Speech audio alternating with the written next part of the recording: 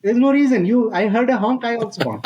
Where there's a lot of honking going on, our irritability quotient goes higher. Yeah? We get annoyed very quickly. And then long term, it has been found to lead even to depression, panic attacks, road rage, which can result even in death, can start with a honk. Traffic police people, by the time they retire, about one third of them have hypertension. By the time they go home, they say, "Sir, we keep getting that ringing sound even at home." Honking is not just about pressing that button. It's a very complex kind of a thing, and it's connected to so many things. According to our study, the safety honking, if I can call it that, is only about 20%. So the remaining 80% is not at all justified. This is where we are trying to make people understand. If we can bring that down, our quality of life will improve. There are a lot of reasons. One of them is just absolutely without thinking, out of habit. Another one is surprisingly ego. It's like, the louder and the shriller the horn is, I'm a bigger person. The whole thing about honking starts when you are learning driving. The quiet place remains quiet, whereas a noisy place gets noisy. So, enforcement or no enforcement, it's better to take care of it ourselves, because the person who honks, he has to realize that he's a perpetrator and the victim. I mean, I use my two-wheeler for 100 kilometers without honking. Why not another 100? Why not another 1,000? Just imagine how noise and horn is connected to safety of the traffic, safety of our own safety. Average traffic noise levels in Indian cities have reached 70 to 95 decibel levels, which is very noisy, and it doesn't allow us to transact with each other, talk to each other, and the general voice levels also needs to start getting higher because of all the ambient noise being higher. It's a mess. We don't even think about traffic noise playing a part, and in general our Indian cities being noisier than some other city. We need to fix this. There's something wrong, and somebody I know has been working on this for quite a while. Quite a few people have, but this is someone who I know who's been working on it. His name is Raj Dukar of Citizens for Citizens. I've had him on my show previously around traffic issues and suburban rail issues and other things. But today we are going to talk about traffic noise, honking, which is a huge part of the traffic noise that is in our cities. I am Satya Sankaran, and you are listening to the Oorulabs podcast.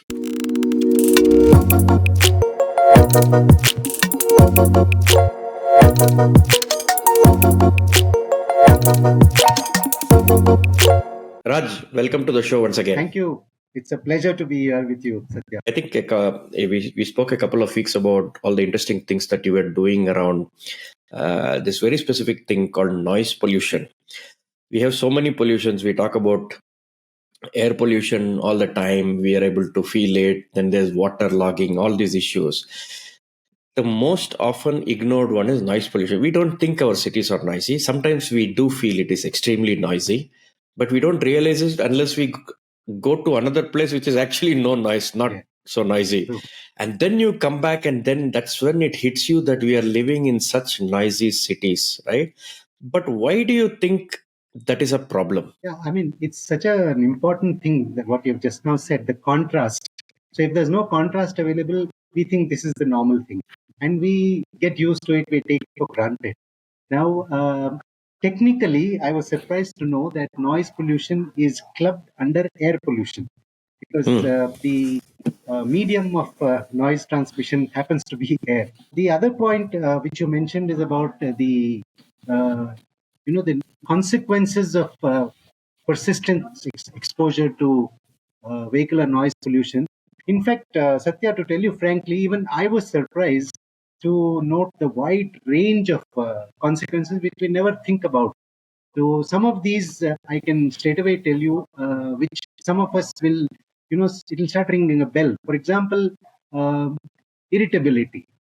When we are in a noisy place, like let's say city market, where there's a lot of honking going on, our irritability quotient goes higher. Yeah? We get annoyed very quickly. And then long term, it has been found to lead even to depression, panic attacks.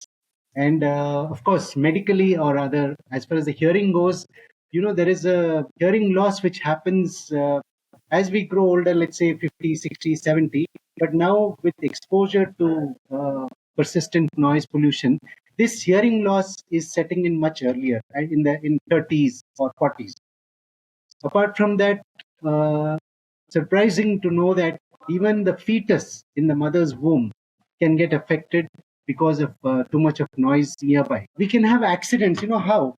I'm going on a cycle or I'm just walking, and suddenly somebody comes behind and honks loudly, and I kind of react, and then I might, fall off the cycle, or I may just, go in the way of some other vehicle. Productivity comes down. Our efficiency comes down because of the noise. We're not able to give our best. Stress, of course, we all know hypertension. Heart disease is connected to noise pollution, and temporary or permanent hearing issues. Vertigo, which, that giddiness which sometimes people feel, that can get triggered with intense noise nearby. And then, recently when we were doing a campaign with the hospital unit had told me that, when they tell some of the patients that, okay, tomorrow you can get discharged and go home, and the next day the doctor goes, what happened? You're not looking well. He said, sir, I could not sleep because too much noise coming from the outside the window, from the vehicles. So the recovery of patients takes longer time. Students are not able to study properly. They are not able to focus or concentrate on their studies near the exams, especially. And we all know sleep gets disturbed very badly. And one more thing which I would say is an extreme case is road rage, which can result even in death, can start with a honk. Looking at all these things, the consequences, one of the tests which was done by one of the hospitals in Bangalore showed that, came up with the result that about one third of the uh, traffic police people, by the time they retire, about one third of them have hypertension. And I've actually spoken to these traffic police people. Their situation is miserable when they are standing in the middle of it all and through the day.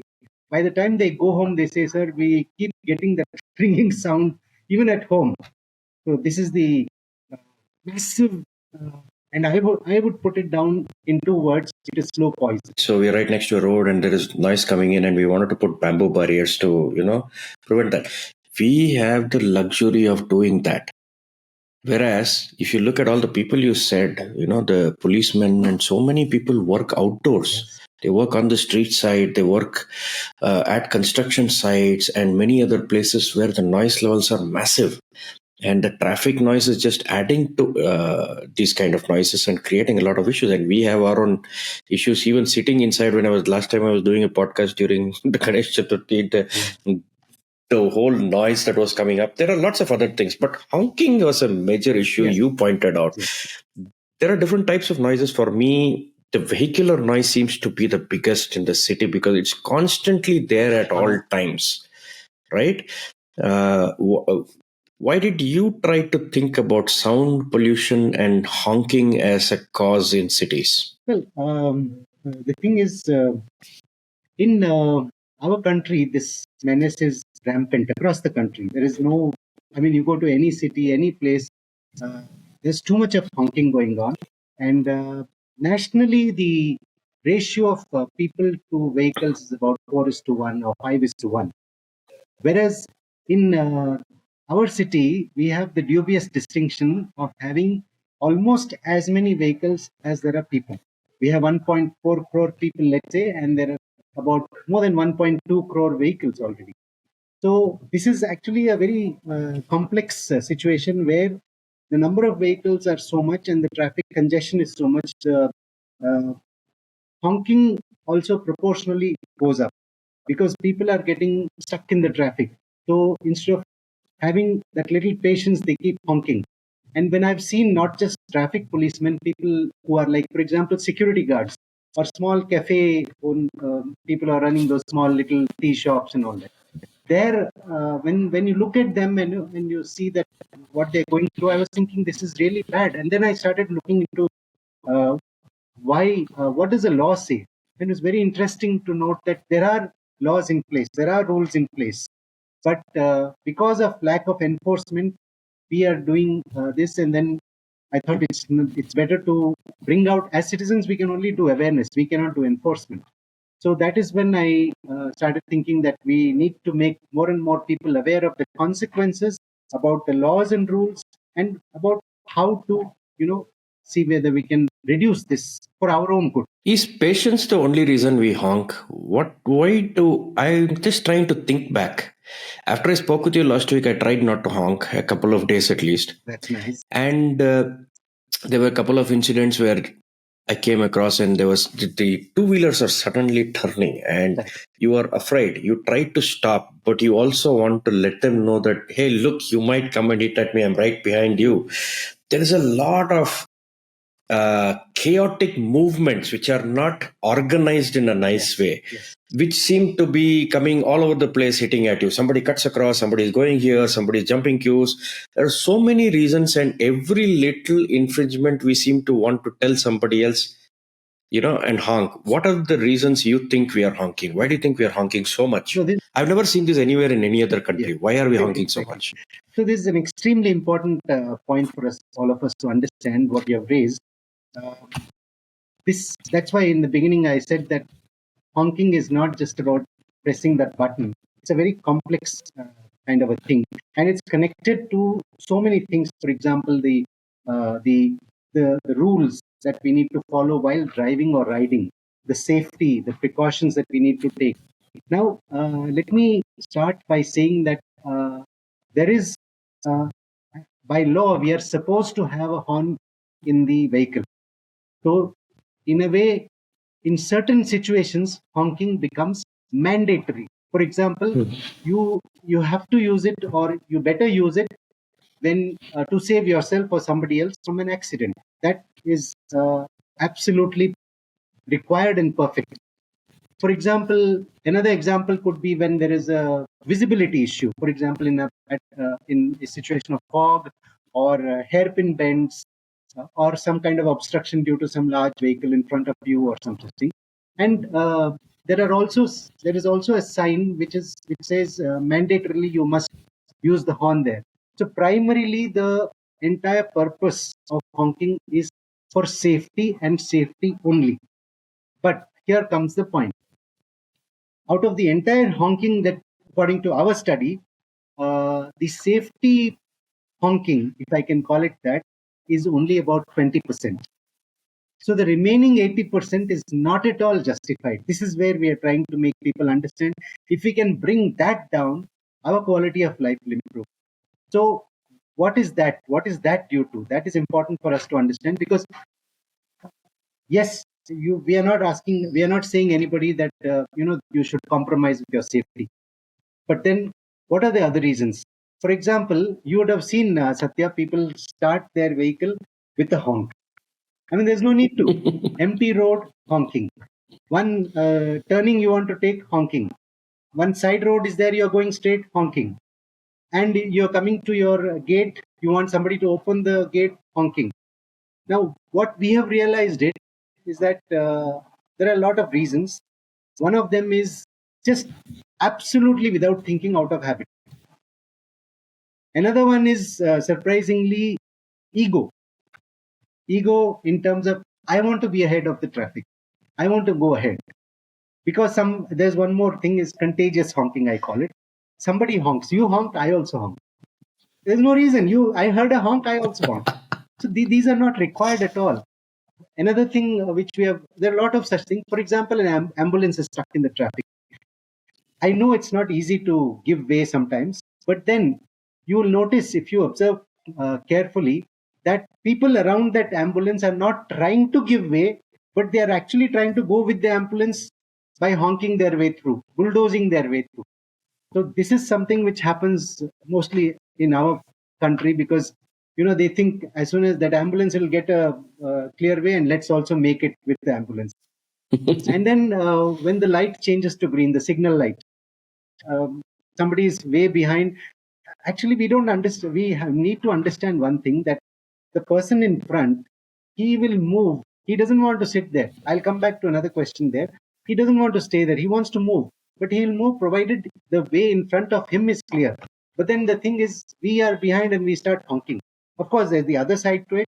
There are people which is completely irresponsible. at the signal they start using the phone, or their attention is somewhere else. That is completely wrong, and that is why this honking takes place to a small extent. That is justified, but there also we are doing it out of habit. And then another thing is, absolute insensitivity and apathy towards anybody. And that is highlighted by the fact that when people use, these loud and shrill and multi-tone horns, and let me tell you, all these three are absolutely illegal as per the law. But they use that. Those people, actually, I would request them, please step out of your vehicle, come in front, ask somebody else to use the horn and listen to it yourself. You'll definitely get, like completely perturbed with the amount of sound that comes out of it. Then there's another aspect, a sense of insecurity. That's when people, when they start the vehicle, they start honking. Actually, one of the slogans that we use is a safe driver does not need to use the horn. And I'll come back to that later. Another thing is like, we have accepted it. Honking is part of our life. Nobody cares, nobody objects. Same thing like you said just a few minutes ago, when we go out of India, or let's say like Singapore, Dubai, or wherever, we ourselves don't honk. Why is that? Because there it's not an accepted norm. Here it is okay. Impatience is another thing. We spend hours in the traffic, but that fraction of a second, we are so impatient, we want to start honking. And then we sometimes use the horn to express anger at somebody, annoyance. Somebody rides in a way which we think is wrong, and then we start honking. These kind of things, very funny things. I see somebody on the other side of the road, I know him or her, and I want to attract attention. I start honking. That's not the right way, to call somebody. So these kind of things. There's one more important thing which we have realized during our study is that the whole thing about honking starts when you are learning driving, and the guy sitting next to you who's teaching you how to drive, he keeps telling you horn modidi, horn madi, horn madi. I mean, this is where the whole thing starts. The seed is sown there because you start thinking that is what you're supposed to do. I mean, this is not right. I think the driving school people need to understand that. And there's one more thing I would like to say is that this VIP culture. We have seen so many times, these the drivers of VIPs, whether it is politicians or anybody else, they want to, it's like, the louder and the shriller the horn is, I'm a bigger person. I mean, this is actually very insensitive thing. And, when there's one last point I'd like to say is, when we enter a room, Satya, and if there's a lot of noise happening, we will also speak louder. We will maybe much louder than we would normally. But if we enter a room which is quiet, everybody's, like speaking quietly, we will also speak quietly. So basically, it's some kind of a contagious disease where if a lot of people are honking, we will also honk. So that's what I call as a quiet place remains quiet, whereas a noisy place gets noisy. It's a kind of a complex situation with so many reasons possible for why people honk. When you get into a quiet place, you tend to speak in hushed tones as well. I noticed that as well. That's a nice way of pointing it out. I call this horn as the Twitter of the traffic world. Everybody shouting at each other without making sense, But there's one word you did not use in all of this, which is, I thought might be appropriate, which is selfishness. I feel that at the end of the day, it is always me first. Right? Instead of braking at a junction, you want to honk and say, I am going through, you watch out. You know what I'm saying? So we put ourselves first everywhere. We want to go through. We want to speak, hey, look, the signal turned green. Maybe you're not watching, but I'm telling you it is on. There's a lot of, it's you're literally speaking with the horn, and that leads to all of this noise, and it leads to all of this commotion, which is your horn is just one among the 100 and it is not even noticed. Yeah. And in the end, the whole horn system has lost its meaning at all. We have become insensitive to anybody's honking. In fact, I tell cyclists, if somebody honks, don't worry about it. They're just trying to be irritating about it. It doesn't mean, so we have had to become insensitive about the horn because you made it valueless. Yes. If you had no horn and one or two horns were that, you will pay attention to the horn. Absolutely. and you will think that, okay, something serious is happening, let's all kind of be alert. So the more you used it, the more you degraded its value, and then you got into this multi-tone horns and all of these things. How do we? Where do you think we can start? Let's do one by one. We'll talk about people's what people should do, individuals should do. Then maybe we can go into this horn modification business. Then we can look at the driving schools, and then we can come in the end to probably the government. What should individuals do? Where should we Before start? that, there is one important aspect I'd like to touch briefly. That is what the law says, because many people are unaware since there is hardly any enforcement. So I was also a little surprised, and actually when I was at an ACP's office and I was asking him about this ACP traffic. So he gave me a huge book. He said, Rajkumar, just study it and let me know what the law says. So I really did that. I mean, I went through the whole thing and I realized that, the law is very clear. The law says any loud and shrill honking. Now, these two will be determined by what is called as decibel levels. Now, I'll not go into those technicalities. There are decibel meters and so many decibels depending on the vehicle and all that. So decibels, that is specified in the law. Multi-tone horns, or as they call it, musical horns. I firmly say there's nothing musical about these horns. So these horns are loud, shrill, multi-tone horns are all illegal. They can be, they cannot be fixed. Full stop. Now coming to honking, this is the horn part. Coming to honking, the law is very clear. Unnecessary, repetitive honking is a traffic offense and can be penalized. Honking in silence zones, people don't realize this. Silence zones are, near about 100 meters around educational institutions, 100 meters around hospitals, and any place which is designated as or notified as a silence zone. You're not supposed to honk at all. And surprisingly, honking at night, that is 10 p.m. to 6 a.m.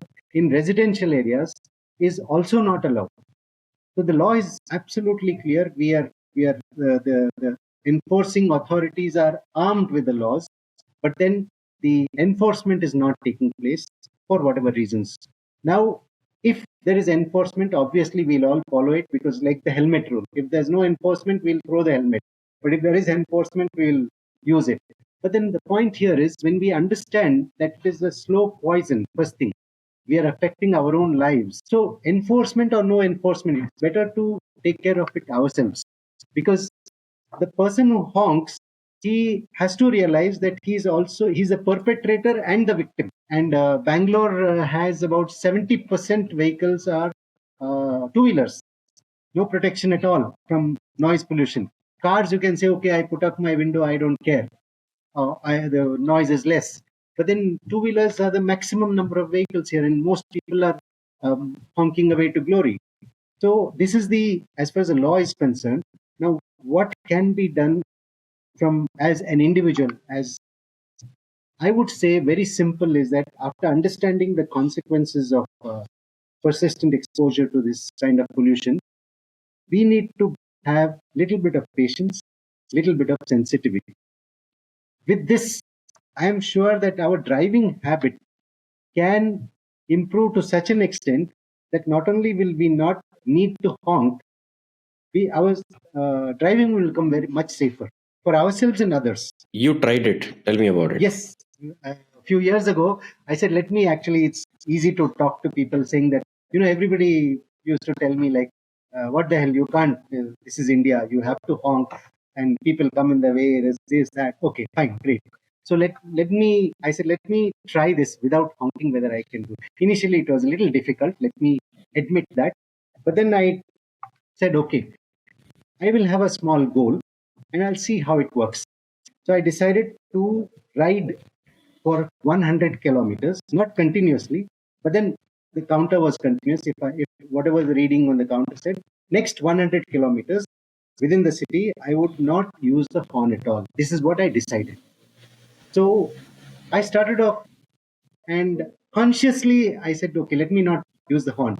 And so I realized slowly, as the kilometers passed over the next few days, I realized that actually I'm driving more consciously safely, and also, I actually don't feel the need for the horn. By the time I completed that 100 kilometers, Satya, it was an amazing experience.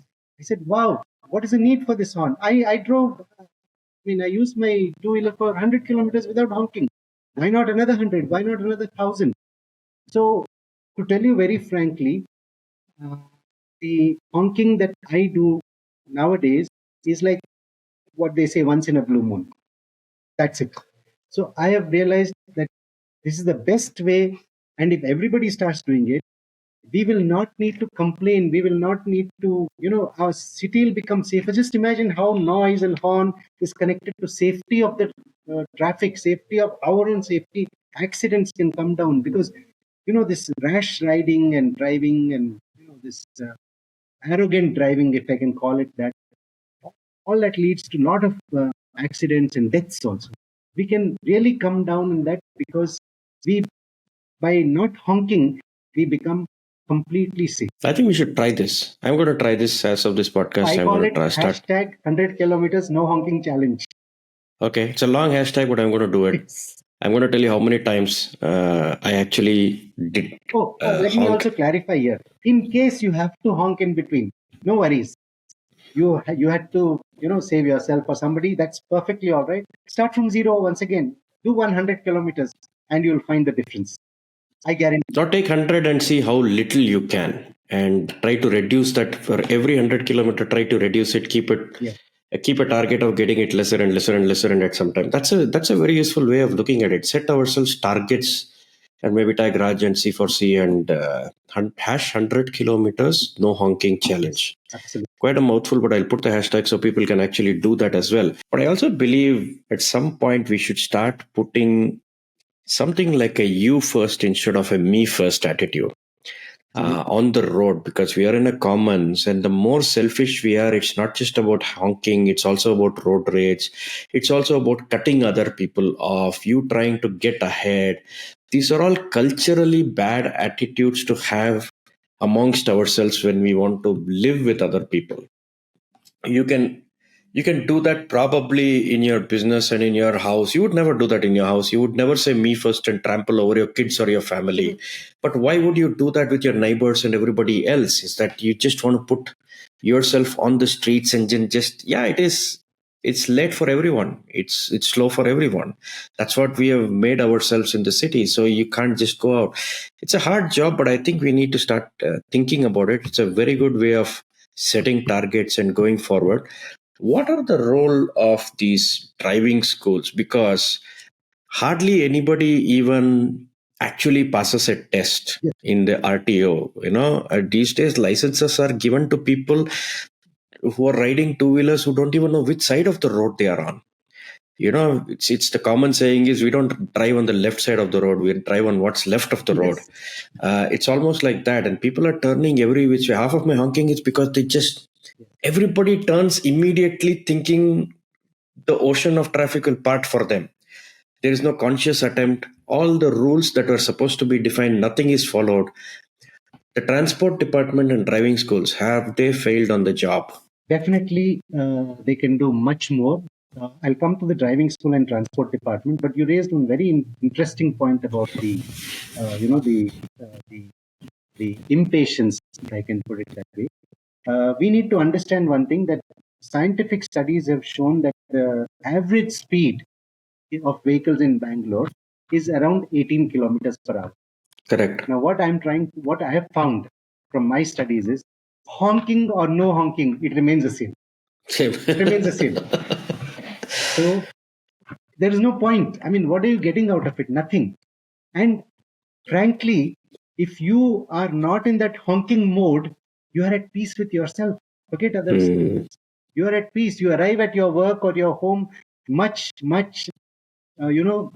a serene kind of a thing, and probably your productivity will be higher instead. So why get into that habit of honking? I don't know. We need to come out of that habit of honking. Now, coming to driving schools, now this is where, like I said earlier, all the fresh new candidate who is like scared to even sit in the car or on the scooter or the two-wheeler, they get to learn a little bit, especially in the car. They are told to learn in a particular way.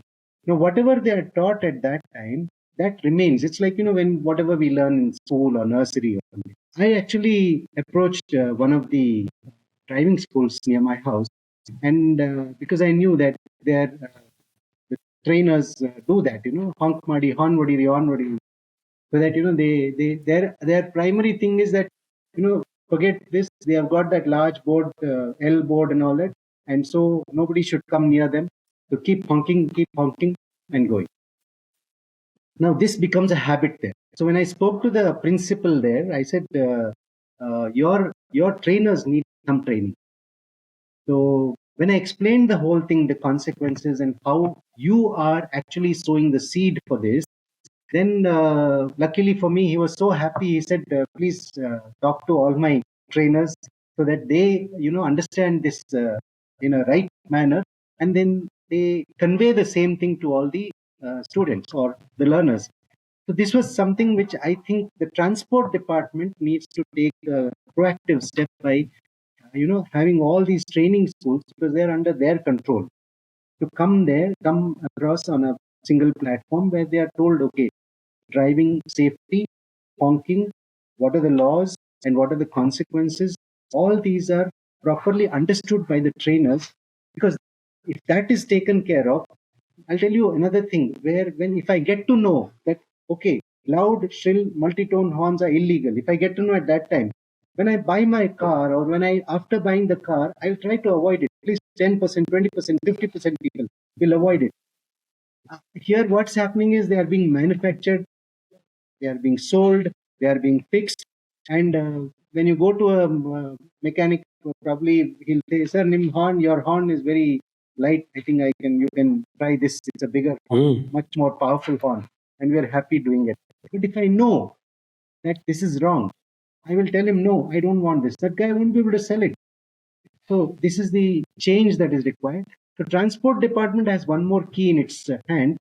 Of course, first time when a new vehicle is getting registered, we'll assume that all the major manufacturers are compliant as far as the horn decibel levels are concerned. We'll assume that.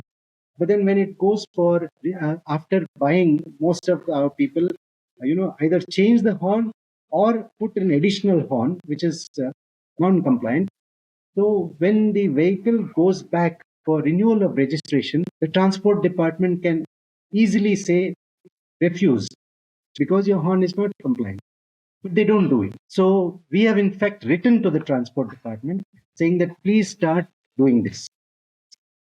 I don't know when they'll start doing it, but I think they need to do it so that they understand the gravity of the problem. Karnataka State Pollution Control Board, they too have a role to play, because this is a kind of pollution, and the decibel meters, the calibrated decibel meters, come from them to these departments like the transport department and BTP, the traffic police. So all the three agencies, that is transport department, KSPCB and BTP, they have a role to play. On the field, it is the BTP, the traffic police. Now I'll give you an example. I think it was in Mangalore or something, if I'm not mistaken. The traffic police collected all these, these modified exhausts, and they made an example out of it. They put all of them together in a line on the road, on a major junction or place, and they had one road roller go over it. And they took videos of this and put it on social media. This is what we're going to do. The thing is, if it's a one-off thing, people don't, doesn't affect them. But I would say reverse engineering is better. Let us understand all the things that it causes to us. Let us stop ourselves. Let us become more sensitive. Let us become more, patient for ourselves, so that our quality of life improves. So coming to the government side, there is another aspect to it, that is the traffic management. Now, I won't go too deep into it, but I'll tell you certain things. For example, a road, instead of having a uniform width, it kind of narrows down. It becomes a bottleneck. And if there is water logging on the road, then there is a problem of vehicle movement. Apart from that, for example, when it rains, there are a lot of people who stand under some cover, two-wheelers, and then there is honking taking place. If there is a pothole, there are plenty. So people have to avoid that. When they go avoiding that, they might swerve into the way of some other vehicle. So honking takes place. Like this, there are many such simple things like, traffic signal. Uh, they There will be a signal which is not cleaned for months together. So you are not able to visualize the actual numbers there. And sometimes they're not working, the reverse counters. Apart from that, we have also seen, some tree branches coming in the way of the signal. So you got to, duck yourself and see whether it's green or red. So these kind of things can be taken care of. Lane markings, very, very important. So people should get to know that, oh, I'm crossing the lane.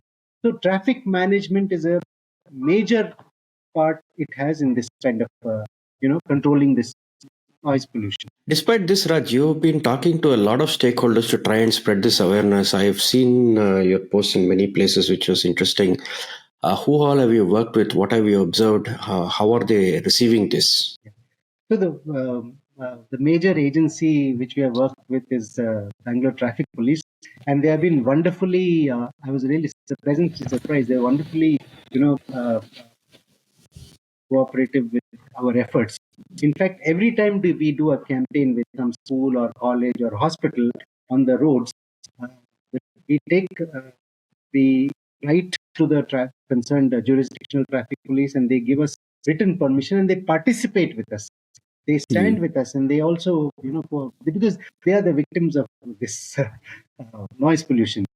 So apart from this, what I realized is that, when you go in these enclosed areas, for example, under a metro station, if you go and honk there, you will easily understand that the sound or the noise gets amplified. Now we are just passing through. Just imagine that watchman who's there all day, that cafe fellow, or whoever, some auto. There could be an auto rickshaw stand where one auto driver is standing there for half an hour. Their life becomes miserable. So I was wondering what to do about it, and then about two years ago, I approached Mr. Anjum Parvez, BMRCL, then BMRCL MD, and I explained this problem to him, and he was very, very, clear about it. That no, we need to do something about it. And then he asked me, what do you think we can do? I said, see, enforcement is not in our hands, neither is it in BMRCL's hands, but let's make awareness. So immediately he agreed to our request to put up large bilingual boards which says, metro premises no honking. Now, I wouldn't say that it has eliminated honking, but I'm sure some sensible people who, maybe 10%, they'll realize everywhere I go towards an elevated metro station, it says metro premises no honking. Let me not honk at least there. So that was one thing. The second thing is that along with our campaign, we started thinking that Cubbon Park, which is a major lung space in our city, massive honking takes place. The simple fact which all of us know is that people go there for peace and quiet.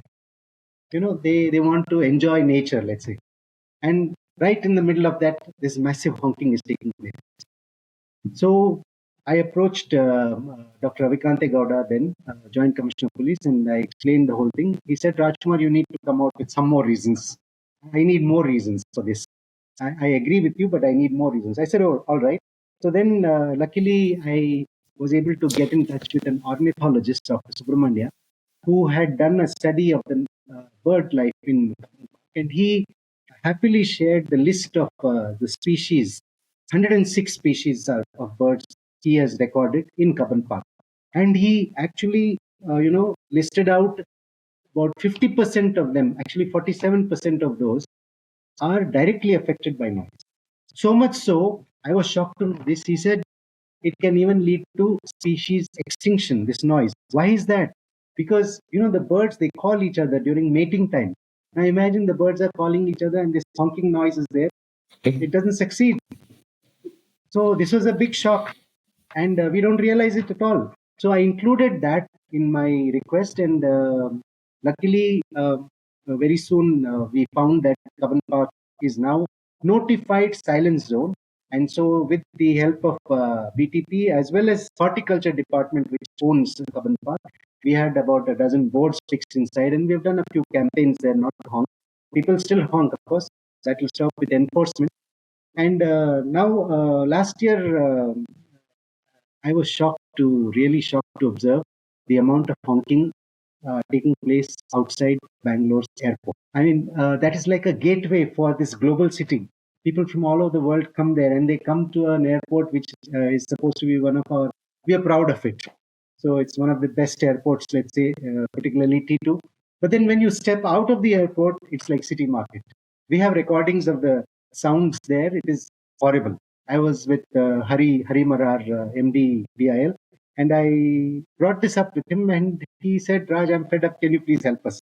So last few months, we've been working very closely with the landside team at BIL, and I'm happy to see that they have started taking certain steps to see how they can reduce the honking by the drivers there. And there is some encouraging results. I think it will take some more time because mindsets have to change. And there are some traffic management steps also being taken up at the airport landside. You're at least creating more silent zone in important locations with stakeholders who kind of understand and probably will help us do a bunch of things. But the bigger story now, again coming back to it, is this culture of the room being noisy in general. How do we get the noise levels in the room? How do we get everybody to shut up a little bit? Bring it down and say, that's not the value of your horn is lost because all of you are speaking at once and too many times. How do we bring this down? Which of these tools you have? There is the multi-tone thing has to be done. There is the transport department who have 100 things, says after registration, we don't know what to do. And the police are left holding the ball like everybody else. Yes. They not only have to fill potholes these days, they also apparently have to declog the drains. Yes. And now they have to fix everything related to honking, moving this way, that way. So all other departments cause the mess. The traffic police end up holding the ball at the end of the day. And again, we have to bark at their door now and say, help us stop this. All these levers are there. Where do you think is the more bang for the buck? To me personally, your 100-day challenge, no honking challenge, seems to hold most promise. But I don't know how far and wide we can get it. Where do you see this going? No, it's not going to be easy. It's going to take some time. If there is enforcement, yes, it will happen faster. But let's assume that there is no enforcement. Our lives are getting destroyed. Now, I like the way you put it across when you said that, modlu nee hogi, aamel nan hogi. I think that kind of thing makes the city more livable, more safe, more, friendly. So I think, and it doesn't cause any loss. A lot of gains, no loss. We are still at 18 kilometers per hour. So, of course, that can improve with public transport. I'll not go into that now. Yeah. Then the thing is, we need to understand all the various aspects. Why are we doing this? First of all, let's not fix non-compliant horns. Even a normal horn, it's not that you're louder and shriller, your average speed goes up. It does not. In fact, you may end up in an accident. You may end up losing time because of some road rage incident. You may end up with so many situations. Why do all those things? Just be compliant. Tomorrow, suddenly, if they, I actually, I must tell you this right now. Across all types of vehicles, the upper decibel level allowed, to my knowledge, is 112 decibels, and there is a thinking in the union government transport department to reduce that to, let's say, 80 decibels, because consistent exposure to above 70 decibel, persistent exposure, actually damages hearing. So they are planning to reduce it to the upper limit to 80 decibels. Now, suddenly, if that happens, most of our horns will have to be changed. So why fix a non-compliant horn and then have to, replace it? You can do very well with a compliant horn, and in fact, lesser than that also. So we need to become patient. We need to become sensitive, and the government also has a role to play. They need to do their own role, but all of us, and then it's a snowballing effect. because, like we have talked earlier, the quiet room, that is something which is very strong kind of effect which it has. It's like a clean place remains clean, dirty place gets dirtier, something like that. So if we take a small area and say, okay, let's keep this quiet, anybody entering that area will remain quiet. So that's the thing. As far as citizens, we need to become aware, we need to spread awareness, and we need to set an example. And of course, that 100 kilometers no honking challenge is a good thing to start. Good way to start. Awesome, Raj. Thanks for coming on the show. Good luck with everything you're doing. Hope we get more silent zones. Hope more authorities start understanding that, hey, we need to get our act together. And at the end of the day, it's in each one's hand to make our city Yes. no honking, please, free. One example I would like to say is small town. It's a capital of a state, Mizoram, Aizawl. It is amazing to see the traffic there, not so much because of enforcement, but by self-control. People don't honk. People don't cross the lanes. People they're not impatient, and still they get their work done. They live happy life. I think we should all mimic some good things from this kind of place. I've heard of Aizawl a lot, Yes. Especially pictures of people not violating traffic rules. Being disciplined, it gives you a different culture in that place. You start respecting each other. Correct. The whole city is better off that way. But thanks again for coming on the show and talking about this. I was very interested seeing all your efforts and wanted to see if we could probably run something out and make a difference in this whole space. Thanks for everything you do, Raj. Always. Thank you.